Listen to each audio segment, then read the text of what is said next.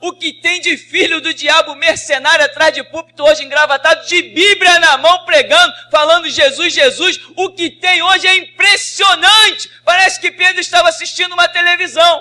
Impressionante, inigualável essa revelação. Amém. Deuteronômio 8 diz assim: portanto, tende cuidado de obedecerdes a todos os mandamentos que hoje vos ordeno cumprir, a fim de que vivais bem e vos multipliqueis, entreis e possuais a terra que Jeová, sob juramento, prometeu a vossos antepassados.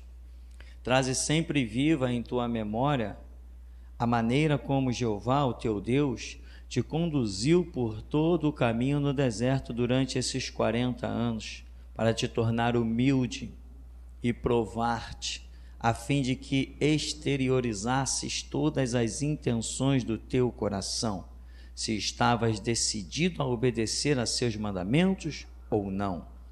Ele te humilhou, fez que sentisses fome e te alimentou com o maná que nem tu nem teus pais conhecias, para te mostrar que o ser humano não vive apenas de pão, mas de toda a palavra que procede da boca do Senhor.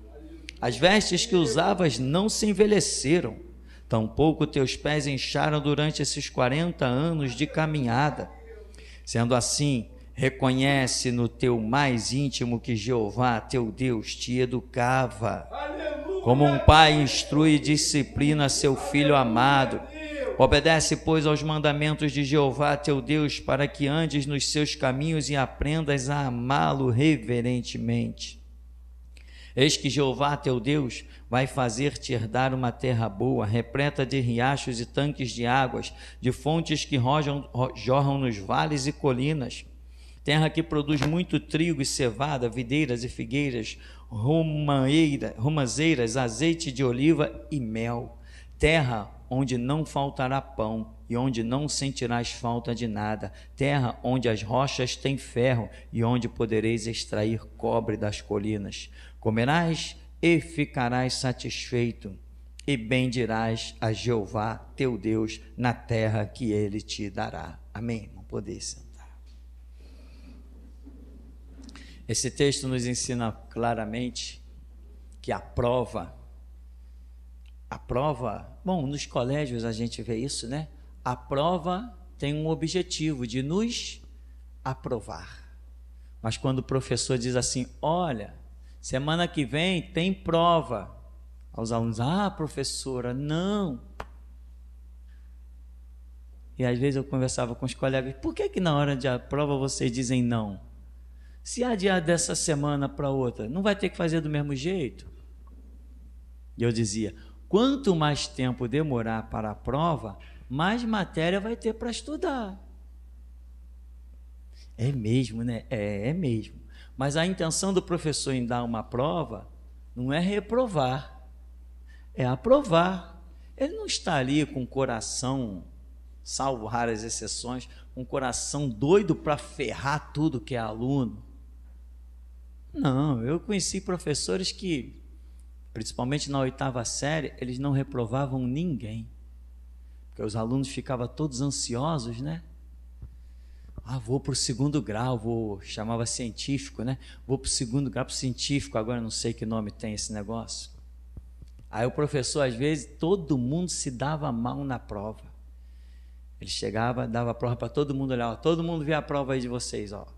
Tá vendo? Um monte de gente reprovada, um monte de gente em recuperação, agora me devolve a prova aqui. Todo mundo devolvia a prova, ele pegava a prova, rasgava assim. Tá todo mundo aprovado. Era uma festa. Eu tive professores assim, professores que valiam um pai. Eu tive professores que valiam um pai, não por esse ato apenas, mas pela preocupação que tinham com os alunos, as informações que davam extracurriculares. Professores fantásticos que a nossa memória não consegue esquecer. Hoje eu estou com 50 anos e não consigo esquecer professores que eu tive aos 16, porque o camarada extrapolava os conceitos do ser bom naquilo que fazia, era muito bom. Então, alguns professores davam suas provas e a intenção, Deus também dá a prova. Amém, irmão? Ou você quer chegar simplesmente, vou para o céu, oba, vamos no trem da alegria, né? Tinha até uma música chamada Trem da Alegria, um conjunto de criança, né? Isso é coisa para criança, irmão. Reino dos céus não é coisa para criança, não. Reino dos céus é para adulto. Reino dos céus é para gente grande, com maturidade. Lidar com a morte de Jesus, lidar com o sangue de um inocente, com o Filho de Deus, isso não é coisa para quem tem mente de criança, não. Igreja não é brinquedo, não. Igreja é coisa muito séria. E muitos estão descobrindo, depois que geração Jesus Cristo surgiu, muitos estão descobrindo que igreja não é brinquedo. Antes da gente surgir, igreja era brinquedo, era uma palhaçada. Os batistas tinham seus showzinhos, um bando de homossexual dançando coreografia na frente da igreja. E pode mandar um recado, se ele não gostar, eu continuo morando aqui, no mesmo lugar. Se houver algum pastor batista com disposição suficiente para vir assim, ó, frente a frente comigo, eu tô soltando fogos, irmão. Que eu quero me desentalar de vez. Eu quero que quando eu entrar nas mansões celestiais, eu possa olhar para trás e ver, não ficou nada para se fazer. Esse é o meu projeto. Eu quero falar tudo que tem que ser dito, né? Então, irmão, igreja não é brinquedo. E eles agora estão descobrindo.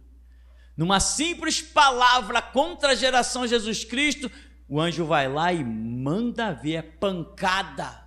Tem que ver, irmão. Gente que eu nunca vi, nunca conheci, recebo e-mail. Pastor, me perdoa porque eu falei de você. Sabe, pastor, você não me conhece, mas eu falei mal de você. Irmão, de onde você é? Ah, eu sou lá de Minas, eu sou lá da Bahia, eu sou lá do Mato Grosso. Eu nunca vi o cara, nem ele nunca esteve aqui e tal. Mas Deus não vê fronteira nem distância, né, irmão? Quem semeia tem que colher. Aperta, a coisa aperta. Uma vez teve um que lançou um desafio. Você diz isso, você diz aquilo outro. Eu digo e aposto a vida. Aceita desafio? Aceito. Tá bom, passou 3 meses, o camarada, pastor, perdão, pastor, desculpa. Tá, irmão, toca a vida, mas cuidado com o que fala, porque é muito fácil conseguir o perdão de um ser humano, mas conseguir o perdão de Deus, eu tenho descoberto que é difícil,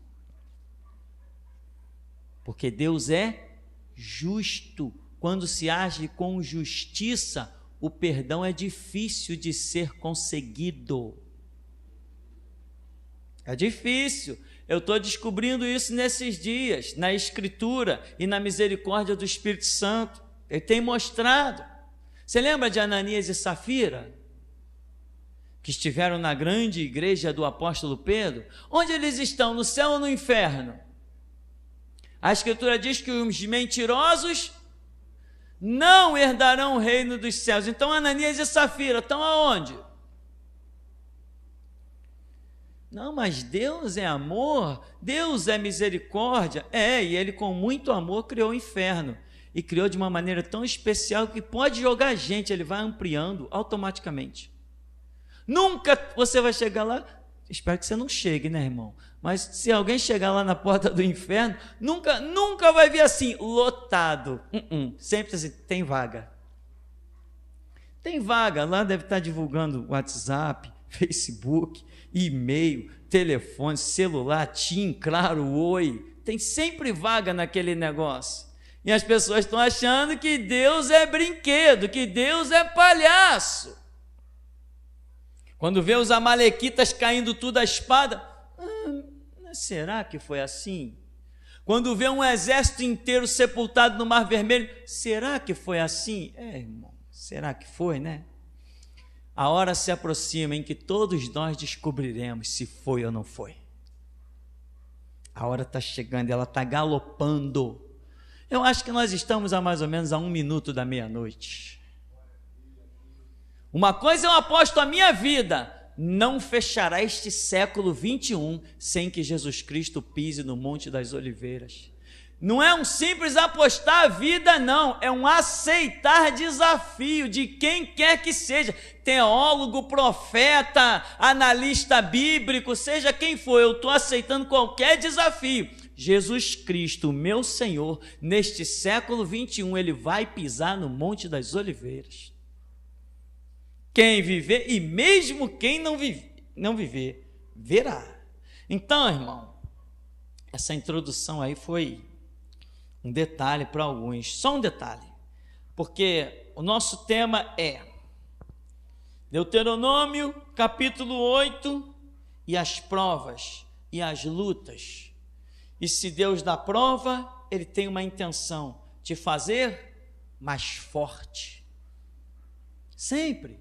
Quando o professor dava prova lá no colégio, às vezes nós íamos conferir a prova, aí, caramba, perdi esse ponto de bobeira. Não acontecia isso? O que aquilo te fazia? Te fortificava.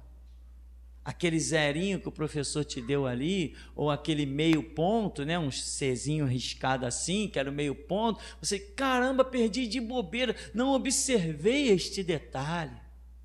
Então, muitas vezes na prova que Deus te dá, naquilo que até você fica inapto, a intenção dele é te fortificar.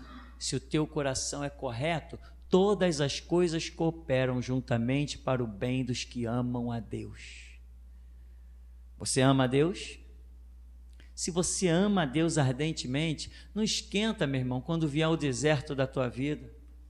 Não esquenta quando você cair dentro de uma cova.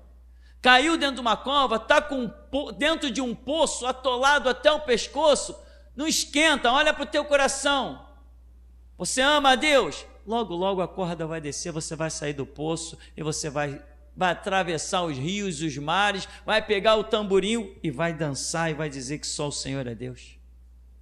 É sempre a mesma história, mas os homens não aprendem. Lê Bíblia, lê Bíblia, lê Bíblia, ouve mensagens, ouve pregações, ouve coisas sobrenaturais, porque quando ouvimos coisas da Escritura, elas são sobrenaturais, mas as pessoas continuam meio que paradinhas nas suas, ainda tímidas na fé, que nem Pedro, né? Senhor, se é tu mesmo, é tu mesmo, então me mande ter contigo. Pedro, sou eu mesmo, vem.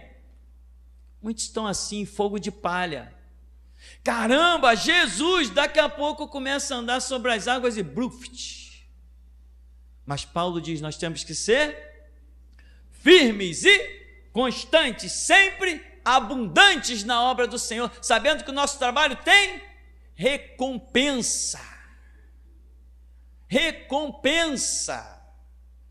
Você não quer, não? As recompensas que estão te aguardando lá, aquilo que Jesus chamou de tesouros, ajuntar tesouros no céu. Observa aqui, portanto, tende cuidado de obedecer todos os mandamentos que hoje vos ordeno a cumprir, para que vivais bem, vos multipliqueis, entreis, possuais a terra que sob juramento Jeová prometeu dar aos vossos antepassados. Mas, diz, você tem que ter cuidado de obedecer o quê? A todos os mandamentos, todos. Os apóstolos dizem que quem cai em um dos pontos da lei se faz transgressor de todos os mandamentos, de todas as exigências da lei. Então, como que você vai ser cumpridor, obedecer todos os mandamentos? Você precisa conhecer todos os mandamentos. Davi diz que a lei do Senhor tem mandamentos que são amplíssimos. Aonde nós estamos chegando?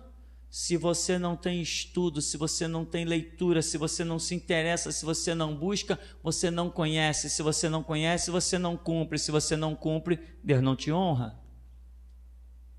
Então você tem que ir para não estar enquadrado na palavra lá de Oséias, né? O meu povo, diz o Senhor, está sendo destruído porque lhe falta conhecimento.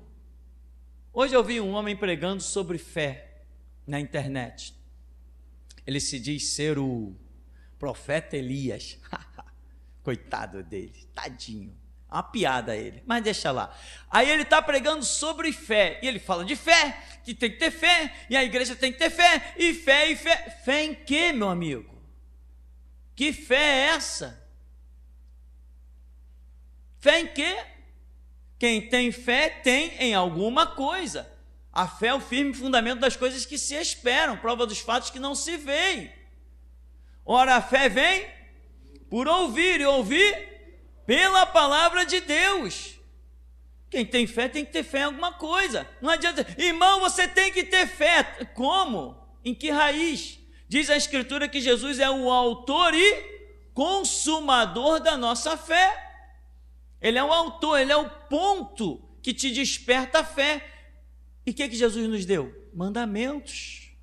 Então, irmão, você tem que obedecer todos. Não adianta, meu irmão, você trazer umas fortunas e colocar no altar e passar pelo teu irmão, dar um chute nele, porque um dos mandamentos é ama o teu próximo como a ti mesmo. Não adianta vir com rios de, pastor, posso assinar um cheque de 100 mil? Pode. Pastor, estou sobrando ainda, eu vou assinar um cheque de 1 milhão, pastor, posso dar para a igreja um cheque de 1 milhão? Pode, irmão, pode dar um cheque de 1 milhão. Passou ali na porta, chutou teu irmão, teu 1 milhão fica e tu vai para o inferno, porque tem que cumprir todos.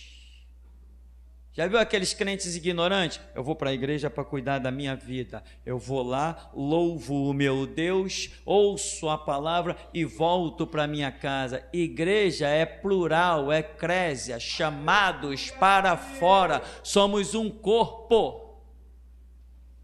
Aqui não pode ter ninguém individual, nós somos coletivos. Um sozinho é fraco, se juntar todos nós, eu quero ver quem se mete com a gente. Isso é igreja, meu irmão. Igreja é isso. Diz a Bíblia que vinham para pegar Jesus, os soldados vinham para pegar Jesus, os escribas, a liderança do povo, quando olhava os discípulos e volta a dizer, não vamos mexer com ele não, porque tem muita gente aí. Igreja coletiva, irmão. Então, é guardar todos. Cuidado, irmão. Você precisa olhar no espelho. Você precisa olhar no espelho dos mandamentos, ver o seu reflexo. Se falta alguma coisa, você tem que se empenhar para cumprir. Você tem que ser limpo, cristalino, para se o diabo aparecer. Lembra de Martinho Lutero? Que o diabo apareceu, não me recordo os detalhes da cena, o diabo aparece na frente de Martinho Lutero, tipo assim, e agora tu é o santo, né? Mas quando você era lá o monge católico, o que você fazia, acontecia, você era o maior pecador e tal, e escreveu todos os pecados de Martinho Lutero no quadro. Lembra que você fazia isso, você fazia aquilo outro, você fazia não sei o quê, fazia isso. Martinho Lutero pegou o tinteiro e jogou contra as escritas de Satanás que estavam num quadro dentro, parece, de uma sala de aula, e disse, o sangue de Jesus Cristo me purifica de todo pecado. Você precisa ter confiança de que o sangue de Jesus alcançou todas as áreas da sua vida. Tem que ser um gigante para Deus, tem que ser forte, tem que ser alguém que Deus olhe do céu e diga, eu posso contar com aquele cara, eu posso contar com aquela mulher, eu posso dar a ela um talento, ela vai abrir a boca e eu vou operar grandemente, ela vai abrir a boca e eu vou ordenar os anjos a passearem, ela vai abrir a boca, demônios serão expulsos, enfermos serão curados, algemas do diabo serão quebradas. Mas é quando você olha, meu irmão, e você diz assim, podem vir os meus inimigos, podem vir os meus adversários, porque não tem nenhuma brecha, não há nenhum ponto fraco na minha vida. Então você tem que cumprir todos os mandamentos. Tem que se empenhar a saber, Deus, o que me falta na vida para que eu esteja 100% na tua presença. Não venha com esse papo de fracassado. Não, mas ninguém anda 100% na presença de Deus. Conversa fiada. Mentira do diabo. Deus não ia pedir a alguém algo impossível. Ele disse, Abraão, anda na minha presença e ser perfeito. Ele possível, ele não é maluco. Tem que ser límpido e cristalino, como eu. Se levante quem quiser, acuse-me do que quiser, vai ter o dedo queimado pela espada do Deus vivo. Não importa quem se levante, não importa, não importa. Porque as minhas vestes são limpas. É assim que a igreja do Deus vivo tem que andar, com vestes limpas. Moralista, santão, é assim que temos que ser. Aí os outros vão dizer assim, está falando disso, falando daquilo, é o fariseu, sou fariseu, mas sou santo. Não devo nada a ninguém. Não tenho medo de que alguém se levante por aí dizendo que eu disse ou deixei de falar, que eu fiz ou deixei de fazer. Não, tudo que eu fiz e falei está tudo diante do Deus vivo. E é Ele quem justifica todas as nossas obras quando as fazemos perante Ele, perante o seu Espírito. Então, irmão, é tudo se empenha. Não adianta andar mais ou menos com Deus. Que nem um desgraçado que eu conheci, filho de um pastor, o pastor velho, um burro velho, ignorante. Tinha uma igreja, e a igreja dava um salário razoável. Ele foi se aposentar, imagina, pastor aposentado, só se for no inferno. Pastor aposentado, só se for no inferno, meu irmão. Não reconheço aposentadoria na obra do Deus vivo, não reconheço aposentadoria nessa obra. Não reconheço. Aí foi se aposentar, para ninguém assumir a igreja, o infeliz pegou o filho e colocou o filho lá, só para não perder o salário.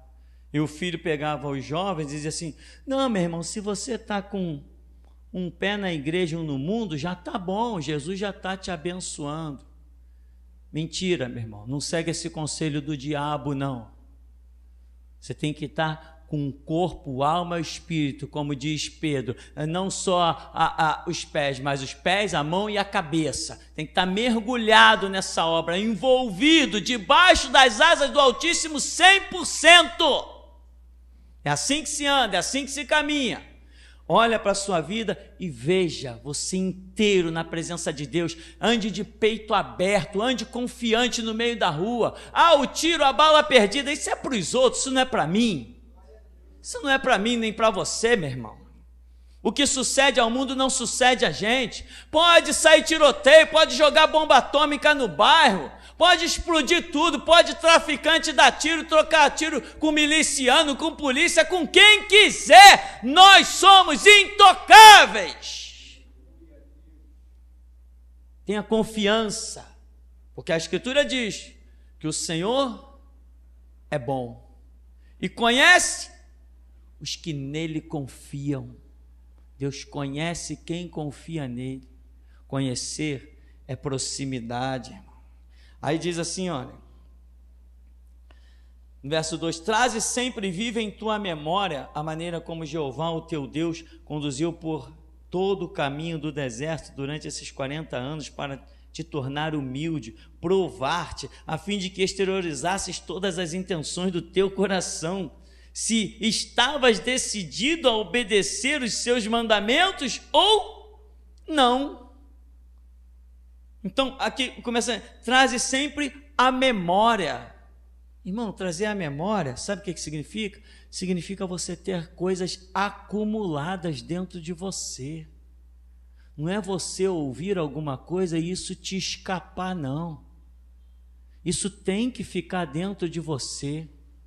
Tem que ficar registrado dentro de você. A Escritura diz não, há uma revelação que nos ensina, e é exatamente assim, que o nosso espírito é um depósito do Espírito Santo.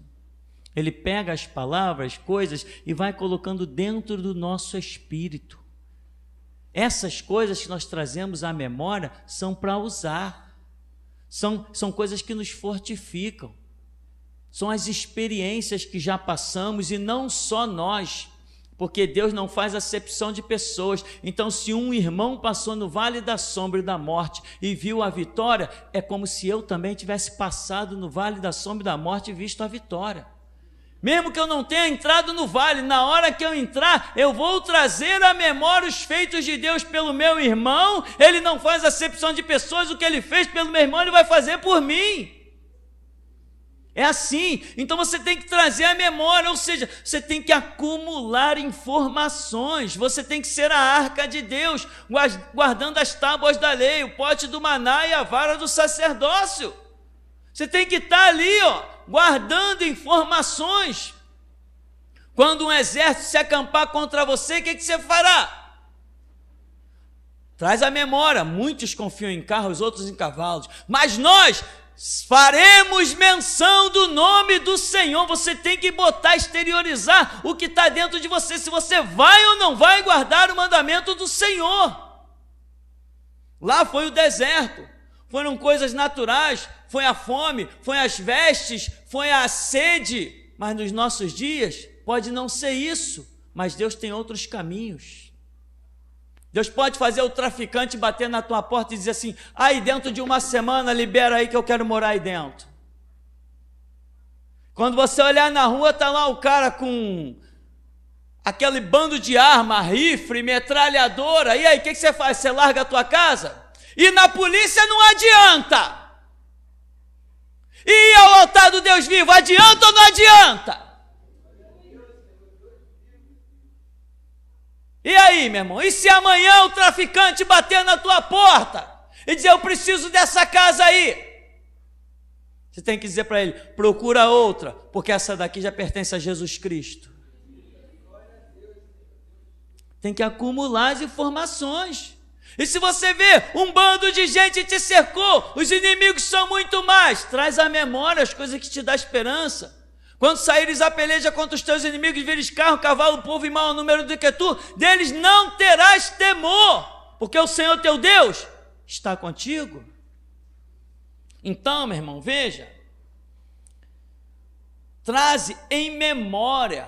Não é ouvir e deixar escapar, não. O crente forte é aquele que vai construindo a sua armadura com cada palavra que ouve. Decanta laba suricantos. Esse é o crente forte, aquele que consegue reter as palavras do Senhor. Ah, mas pastor, eu ouço as pregações e depois eu esqueço, então deixa de ser preguiçoso, passa a entrar na igreja com prancheta, com caneta e papel. Escreve e depois vai decorar lá dentro do teu quarto, porque você vai ver a graça de Deus sobre ti. Tudo vem de interesse, meu irmão, de vontade, de entendimento.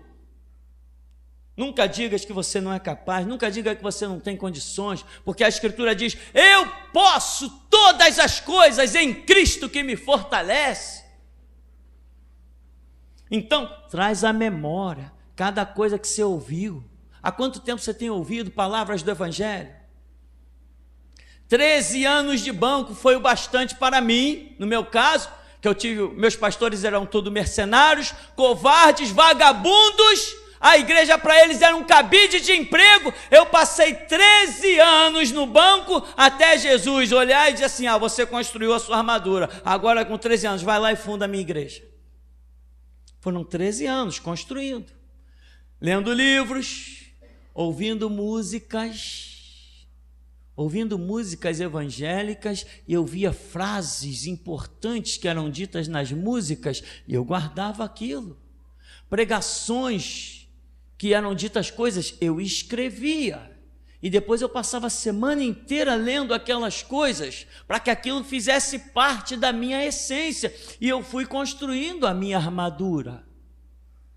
Como que se constrói a armadura? Crendo naquilo que você está ouvindo. Você veio aqui para a igreja para ouvir o quê? Um homem pregar? Perdeu seu tempo. Agora, se você veio aqui para ouvir Deus, você está ouvindo.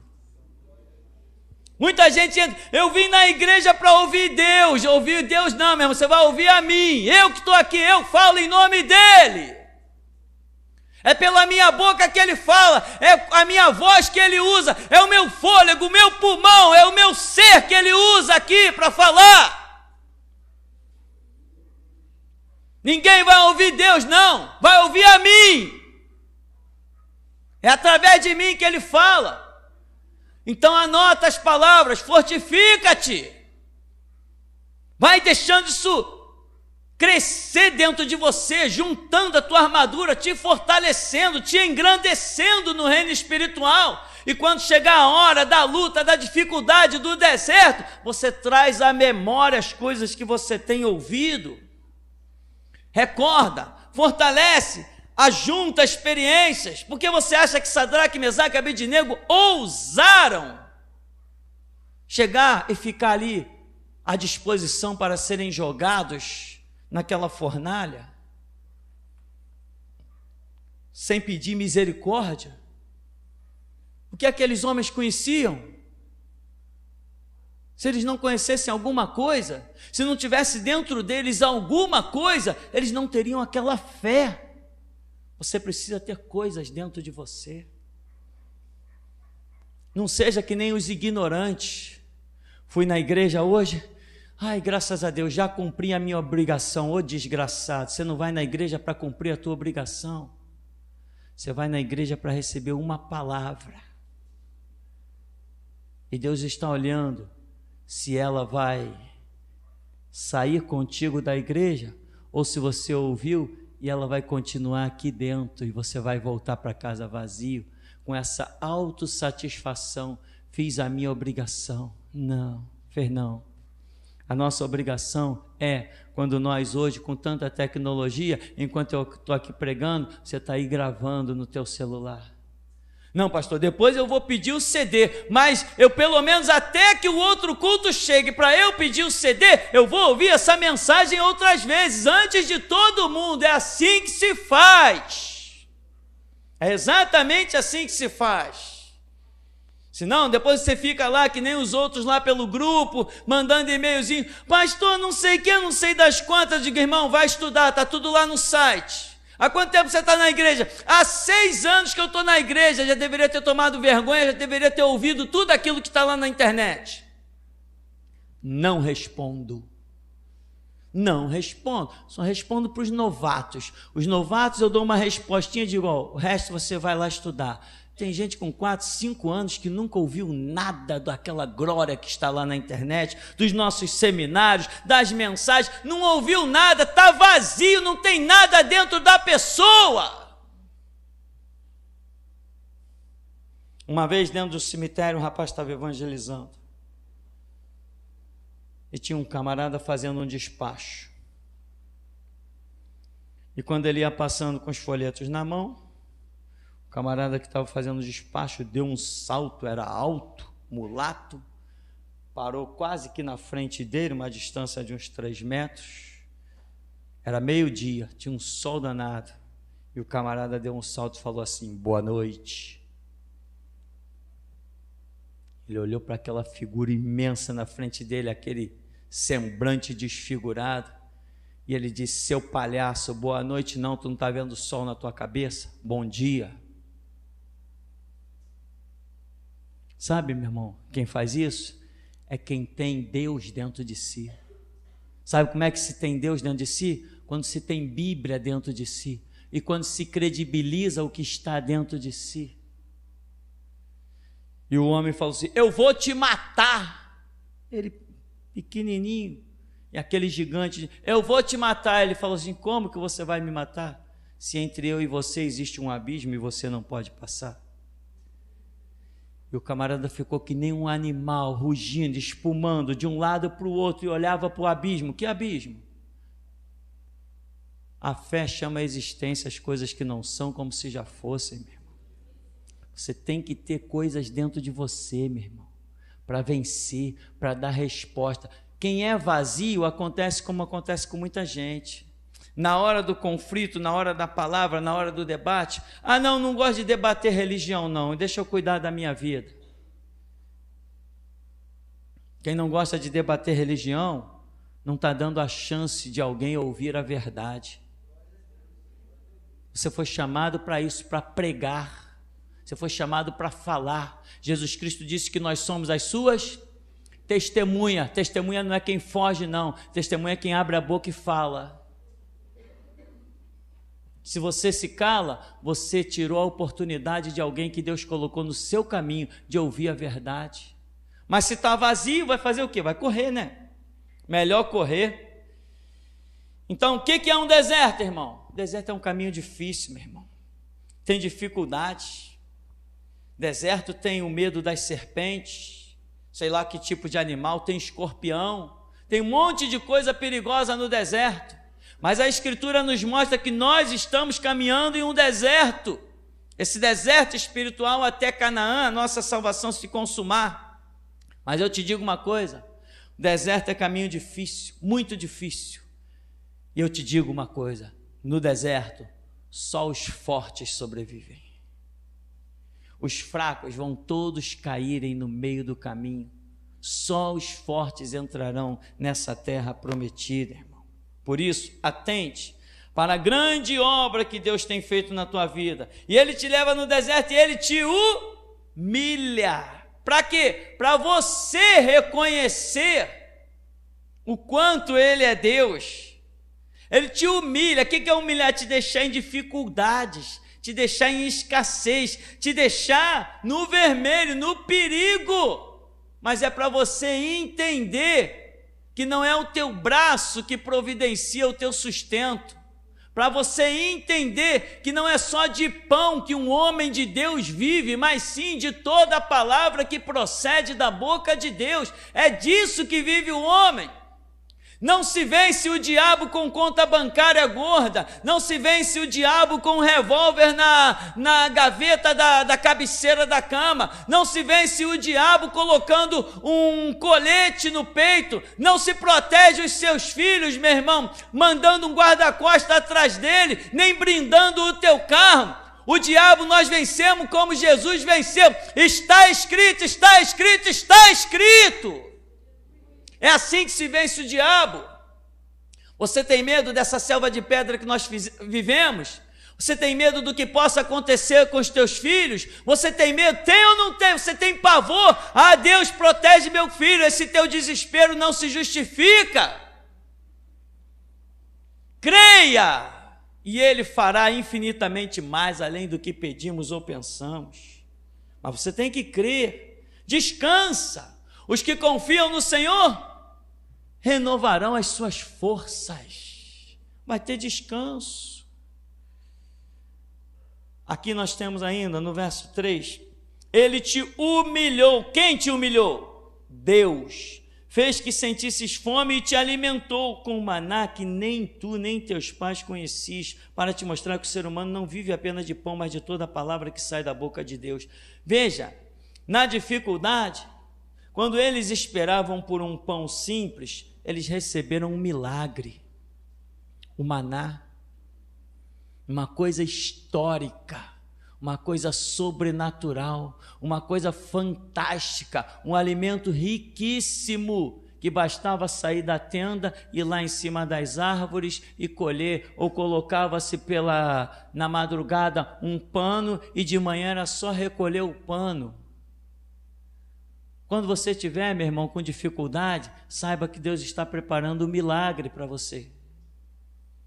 Então, esse é o mistério do deserto. Dizem, né, por aí, o deserto é a escola do Senhor. Então, aqui no verso 3, né, Ele te humilhou, te fez sentir fome, te alimentou, para você entender o quê? Que não só de pão viverá o homem, mas de toda a palavra que procede da boca de Deus. Não só de pão, mas de toda a palavra que procede da boca de Deus. Não só de pão, tá bem, pastor, mas também de pão, pastor, tudo bem. Só que tem pessoas que estão querendo viver só de pão. Todo o seu sentido, toda a sua vida, todo o seu empenho está voltada para recursos, para bens materiais, para riqueza, para ouro, para prata, para o dinheiro. Está esquecendo a palavra de Deus, a palavra que procede da boca de Deus. Tem muita gente pensando só nos seus negócios, só em como investir, só em como conseguir novos clientes, como melhorar a sua qualidade do seu comércio. E os negócios de Deus e as coisas de Deus estão todas esquecidas. Como já falamos por aqui, os crentes estão muito preocupados. Deus me abençoou, Deus me deu recurso. Vai, meu filho, vai para a faculdade. Depois da faculdade, o filho faz um concurso público e vai ser escravo da Dilma, vai ser escravo do Lula, vai ser escravo do prefeito, do governador. E a igreja do Cristo vivo fica vazia, não tem obreiros, a seara sempre grande. É isso que tem acontecido, porque o povo de Deus tem se voltado, sabe para quê? Para o pão. Eu encontrei uma coroa velhinha, né? Velhinha, coroa assim, velhinha, uma senhora, que ousou dizer para mim, levou logo uma chicotada. O filho chegou a ser um pastor. Se desviou, foi trabalhar na Petrobras. Aí eu encontrei com ela. Oi, como vai? Tudo bem. Nem toquei no assunto do filho dela, ela já veio. Meu filho está muito bem. Recebeu um aumento salarial agora. Na época falou, está ganhando 1.000 e não sei quanto, quando 1.000 e não sei quanto era alguma coisa. Agora, meu irmão, quem está ganhando 1.000 e pouco não paga nem um aluguel. Aí, meu filho está muito bem e tal, poxa, recebeu uma promoção, tá joia. Peguei no braço dela e falei, vem cá, a senhora não está querendo me convencer de que ele hoje, ser um empregadinho terceirizado da Petrobras, que isso é melhor do que o ministério que ele perdeu, não. A senhora está tentando me convencer isso? Não, né? Não é isso. Eu falei, tá bom, então continua o papo. Que negócio é esse, meu irmão? Quem está melhor, eu ou o Lula? Quem está melhor, meu irmão? Eu ou o Ike Batista? Quem está melhor, meu irmão? Vai! Cadê a tua fé, o teu entendimento, o teu conhecimento? Quem está melhor, meu irmão? Quem está melhor? Eu ou o dono da Microsoft? Quem está melhor? Quem vive melhor?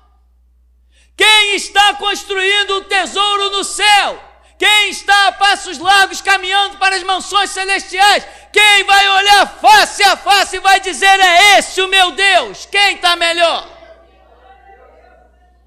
Na hora que o diabo se levantar contra eles, o que eles farão? E contra mim? Eu espero a hora que ele se levante.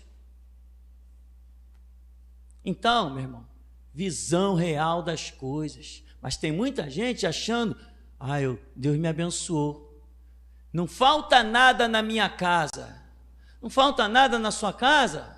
Você está vendo os anjos passearem por lá? Você está sentindo o sobrenatural? Às vezes você entra na tua cozinha, você sente um arrepio, tu diz, epa, que isso? Que negócio é esse? Que glória é essa? Às vezes você está fazendo um arroz lá e você sente que não está sozinha. Você está sentindo essas coisas ou não está sentindo essas coisas? Não adianta ter um palácio, morar num palácio vazio de Deus. Melhor é a choupana, melhor é o casebre, onde o Senhor entra para falar contigo nas vigílias da noite. Isso é que é importante. Então, meu irmão, tem muita gente correndo atrás do pão, do ouro, da prata, e não consegue desvincular a sua visão desse mundo. Ora, se esperamos em Cristo só neste mundo, o que é que diz Paulo?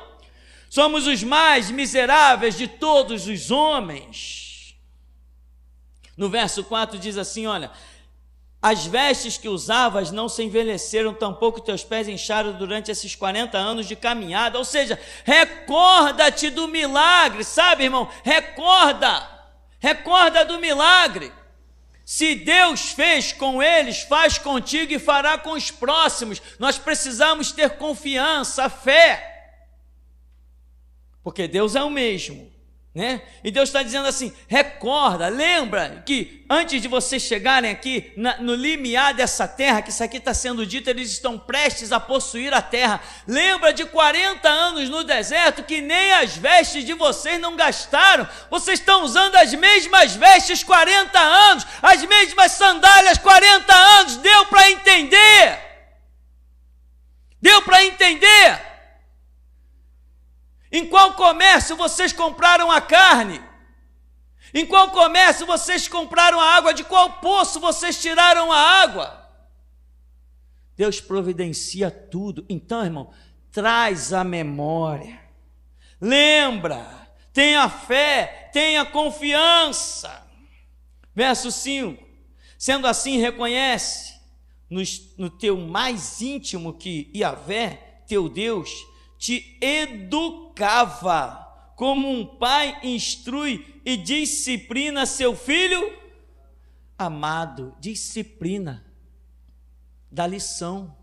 Ou seja, você tem que aprender as lições. Ou você aprende as lições, ou você morre. Simples assim. Simples assim. Você não tem ideia, meu irmão, de quantos batistas já estão no inferno e quantos outros irão.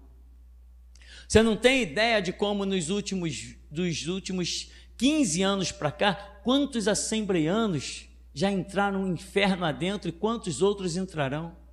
Porque não aprendem as lições. Não aprendem as lições.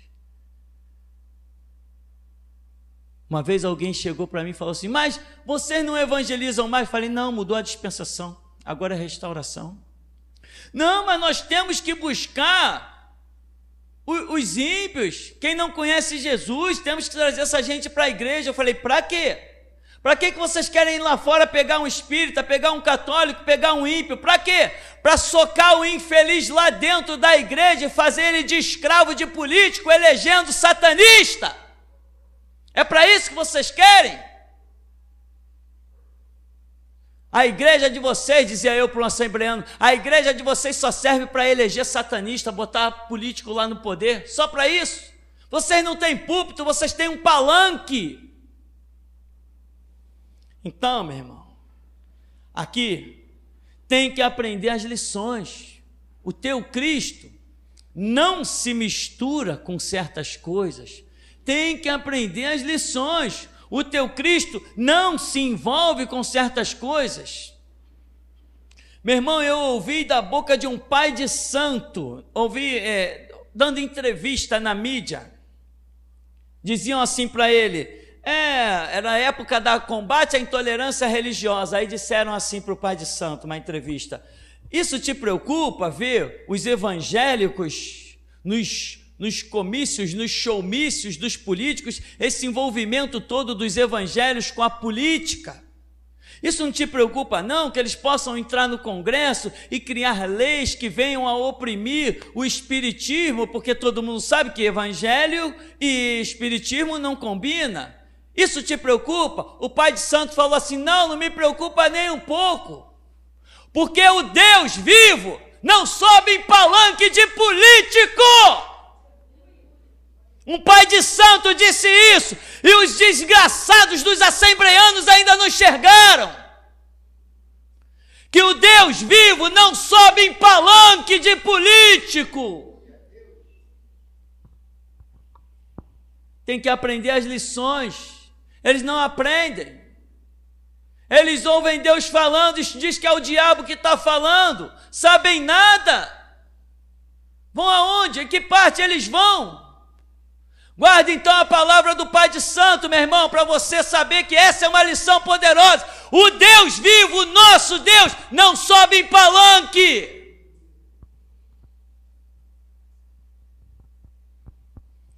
Então, meu irmão, para encerrarmos, a partir do verso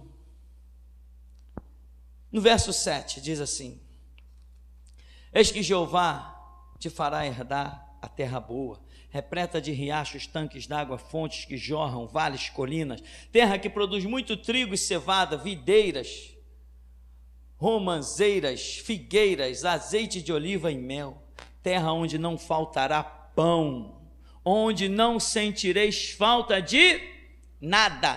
Terra onde as rochas têm ferro e onde podereis extrair cobre das colinas. Então é uma terra que não vai faltar nada.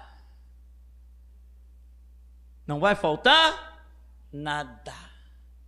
Se está faltando, irmão, tem que analisar. Tem que analisar. Se é ainda o tempo da humilhação, se é ainda o tempo do deserto, ou se já é o tempo de estar na terra que não falta nada. Ah, já é o tempo de estar na terra que não falta nada, mas está faltando. É porque não andou segundo os mandamentos. Porque se andar segundo os mandamentos, a promessa diz lá em Deuteronômio 28, do Monte Gerizim: bendito serás no campo, bendito na cidade, bendito ao entrar, bendito ao sair, bendito o fruto do teu ventre, bendito o fruto da tua amassadeira, bendito o fruto dos teus animais, tudo quanto tu puseres a mão, teu Deus fará prosperar. Bendito.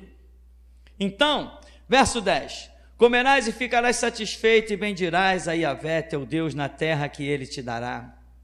Contudo, tem cuidado em relação a ti mesmo, a fim de que não esqueças do Senhor teu Deus, e não deixes de cumprir seus mandamentos, doutrinas e decretos que hoje te ordeno.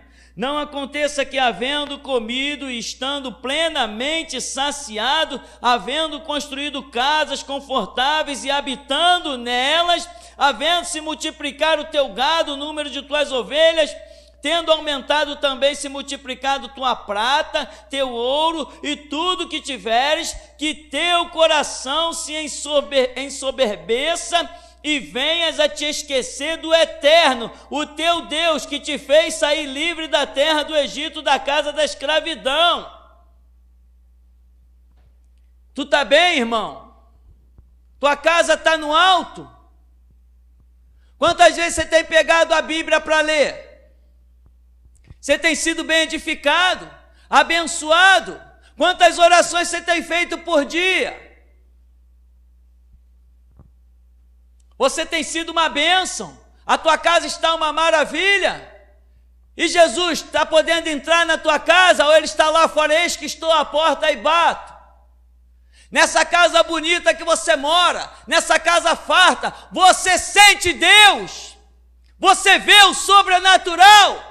Ou a tua casa é igualzinha à casa de qualquer ímpio, uma casa normal, uma casa natural? A tua casa é uma extensão do reino de Deus na terra? Você é um embaixador de Jesus Cristo? Tem muita gente que conquistou, mas como diz aqui, cuidado, toma cuidado, porque depois que você prosperar muito, não vai se esquecer do teu Deus.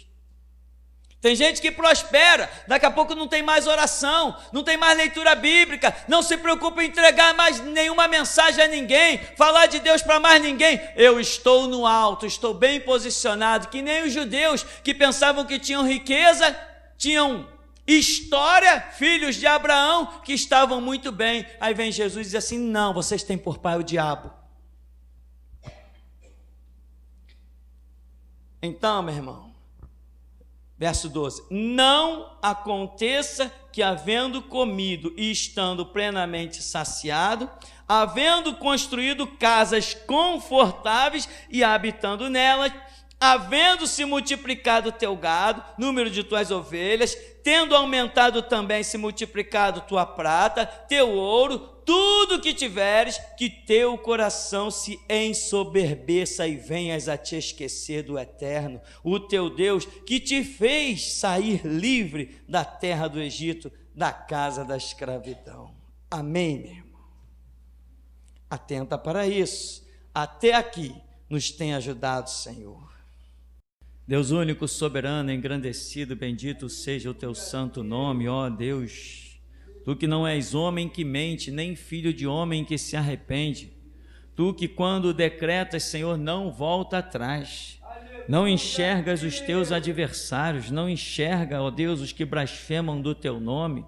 Não te sentes afrontado com eles, mas não deixa de lhes dar a paga, porque o Senhor decretou uma lei universal. O Senhor disse: tudo que o homem semear, isso também ceifará. Essa é a tua justiça, Senhor. É a tua herança para aqueles que querem a verdade, que arrancam o seu próprio coração maligno para que tu ponhas um coração novo, de carne, ó Deus. E nas tábuas deste escrito a tua vontade, os teus mandamentos. Tu, Senhor, não te cansaste. As dispensações mudam, mas o teu caráter permanece o mesmo. Teu caráter não muda de acordo com as dispensações, Deus. Isso não é possível, pois assim diz o Senhor através dos seus profetas: eu sou o mesmo ontem, hoje e eternamente. Tu trazes as dispensações, ó Deus, mas elas não alteram o teu caráter. Por isso, Senhor Rei, Deus meu, nesta hora em que ainda, meu Senhor, o teu anjo está sobre a terra para cumprir os teus desígnios, Deus, lembra-te dos malignos da Comissão de Combate à Intolerância Religiosa, que nunca pensaram em combater nenhuma intolerância, apenas quiseram elevar Satanás às alturas, Senhor. Eles enganaram a muitos, Senhor, mas está escrito: não é possível enganar os escolhidos, Senhor. Lembra-te, Senhor, de delegados, de policiais, de promotores, de juízes, de juízas.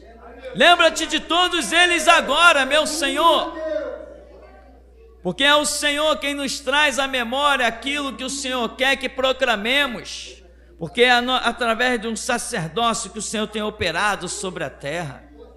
Então, Senhor, lembra-te deles, como o Senhor tem lembrado de cada um dessa vizinhança que não tem ficado impune. E breve eles verão, Senhor, o que é definhar na ponta da espada de um anjo. Eles verão, porque o Senhor Deus é justo, abate o soberbo e dá graça ao humilde. É assim que o Senhor diz. É assim, Senhor. Nós estamos, ó Deus, dentro da tua arca. Somos os teus Noés dos últimos dias, mas todos que estão fora desta arca que se chama Cristo Jesus, o Senhor, vão padecer. O Senhor criou o céu, o teu paraíso, para os obedientes, para os justos, para os teus filhos, mas o Senhor também, diz a Escritura, criou o inferno e preparou-a para o diabo e seus anjos, mas mostrou na parábola que os homens lá estão ardendo em tormento, gemendo, ansiando por uma gota de água, meu Senhor, porque tu és justo e não podes deixar de fazer justiça. Como pode o homem achar que pode ficar impune diante do sacrifício de Cristo? Pensar que aquilo é um caso qualquer, não valorizar, não se empenhar, não se dedicar. Como ousam dizer Cristo Jesus morreu na cruz, morreu por todos? Então onde estão todos? Onde está a lei? Onde está o mandamento? Onde está o dobrar dos joelhos? Onde está o confessar dos lábios? Onde está a humildade, a humilhação? Por isso, meu Senhor, nesta hora, lembra-te de 2009. Lembra-te de 2009, paira os teus olhos sobre 2009. E tu que operas além do que nós pedimos, além do que nós pensamos. Então somente aqueles que disseram, lembra-te daqueles falsos cristãos cegos, que pela internet disseram, é verdade, bem feito, eles merecem mesmo cadeia. Mostra para eles agora, meu Senhor, quem merece as tuas cadeias. Mostra para eles, Deus, o que é a justiça do Todo-Poderoso. Eu sei, meu Senhor, que aqueles que vieram e buscaram perdão e clamaram, receberão pena mais branda. Mas, ó Deus, a tua justiça é que opera sobre a terra. Não é a ira de nenhum homem que operará a tua justiça. Por isso, meu Senhor, eu te peço, lembra-te tu de 2009, e aquilo que escapou aos nossos ouvidos, aquilo que escapou aos nossos olhos, não escapou do teu comando, Senhor, não escapou do teu cetro de justiça, de equidade, meu Senhor. Por isso, Que o teu anjo, Senhor, parta agora. Senhor, e não importa quem seja, porque a justiça tem que ser imparcial. Não interessa quem tenha o mesmo sangue, não interessam as paixões carnais que um dia serão exterminadas. Não interessa, ó Deus, o bom zelo do coração humano, porque o sacrifício de Cristo é superior a todo e qualquer sentimento. Por isso, Senhor, olha sobre 2009 agora, meu Senhor, e não deixa, ordena o teu anjo, meu Pai, para que nada escape, para que nem uma vírgula fique sem ser justiçada, meu Senhor. E ó Deus, que se ouça as notícias, porquanto o Senhor não tem entregado o seu nome para ser tomado em vão, e tem dito que não terás por inocente aquele que tomar o seu nome em vão. Por isso, Deus vive poderoso, domina agora sobre essa situação, consuma ela, meu Senhor, nesta dispensação, pois o Senhor foi quem nos disse: a história não está encerrada. E nós esperamos anos, meu Senhor, esperamos anos até que tu viesses encerrar a história. Esperamos desde 2009, Deus, até o dia de hoje, em que certamente o Senhor não deixará nada por fazer. Porque a tua palavra, meu Senhor, não voltará para ti vazia, mas cumprirá aquilo que te apraz.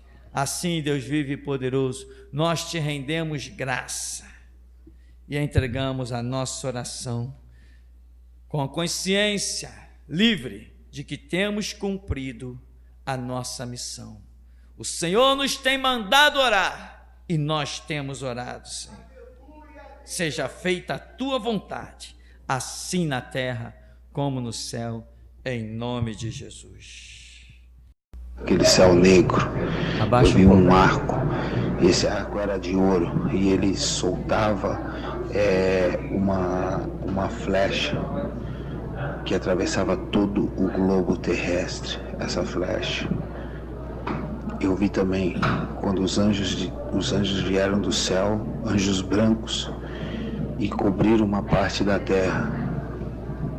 Deram-se as mãos e cobriram a parte norte do globo terrestre.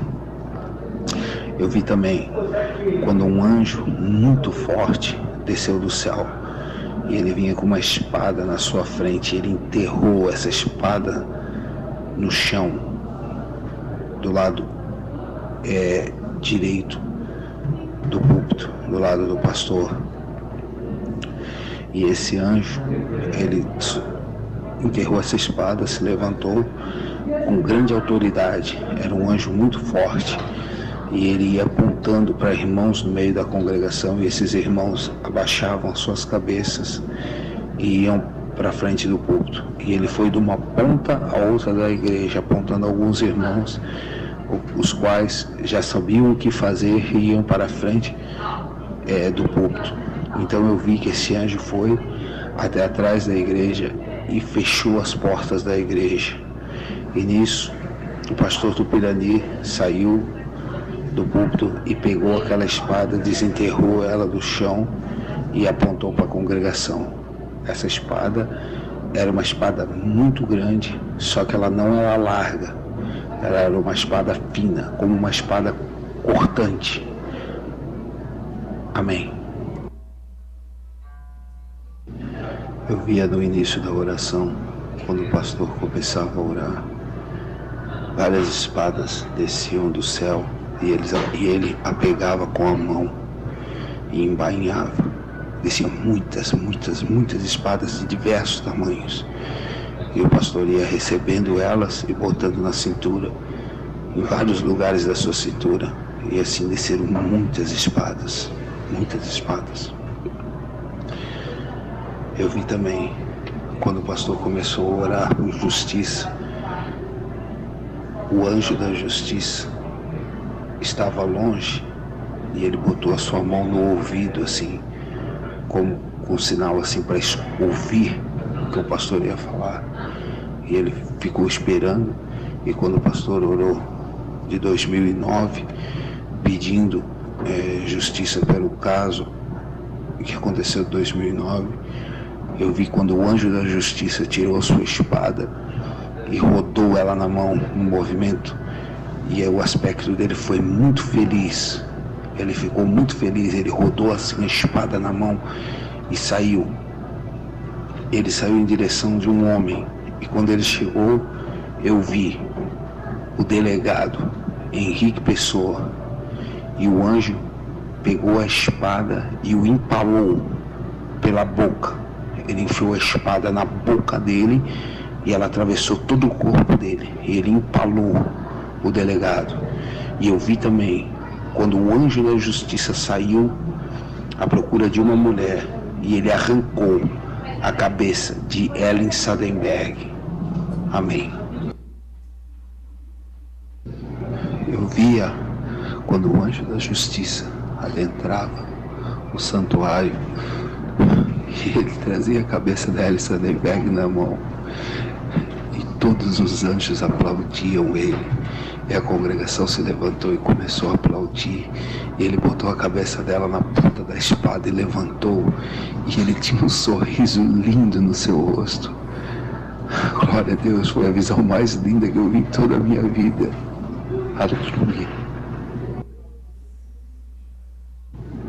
Eu vi agora no final, 2 anjos desceram do céu com um pote na mão, e esse pote tinha algum tipo de comida, e eles desceram com muito cuidado com esse pote e pararam em frente ao pastor e deram para o senhor comer, pastor, essa comida. Também vi quando o anjo azul parou na frente do púlpito e com uma baqueta, ele, como um maestro, ele orquestrava o louvor da igreja. Amém.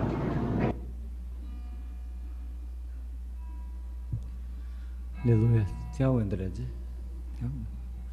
Volta tem. Amém.